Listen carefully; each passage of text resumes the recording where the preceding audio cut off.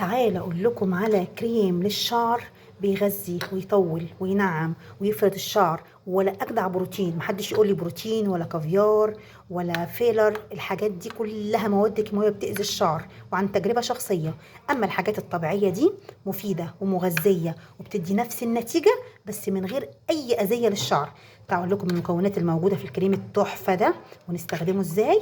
تابعوا الفيديو، يلا بينا مع بعض. اهلا بكم في قناتي تجربه ايمي. تجربتنا النهارده في قناع للشعر. هنعمل قناع للشعر حلو قوي، بينعم ويغذي ويفرد من غير اي مواد كيماويه. يلا بينا نشوف القناع ده او الماسك ده بيتكون من ايه. اول حاجه هنجيب موزه من البيت، يكون عندنا موز في البيت، موزه فاضله مثلا مستويه كده او لسه ما استوتش، دي اول مكون معانا.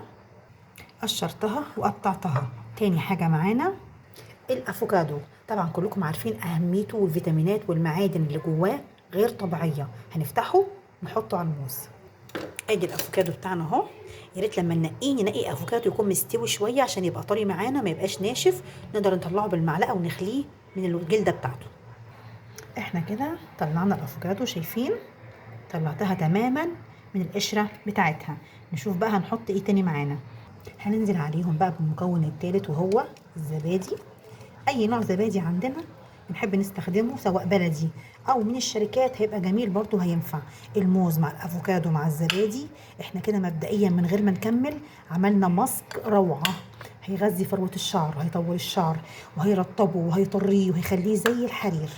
نكمل باقي المكونات بتاعتنا. هننزل عليهم بمعلقه عسل نحل، عسل ابيض. واخر حاجة معانا وهو زيت الزيتون. هنحط حبة من زيت الزيتون. طبعا عارفين فوائده للشعر وقد ايه بيغذيه، قد ايه بيرطبه يخليه روعة. كده المكونات كلها مع بعض اهي، الموز والافوكادو والزبادي والعسل وزيت الزيتون، 5 مكونات. يلا بينا على الخلاط ونديهم ضربة حلوة في الخلاط.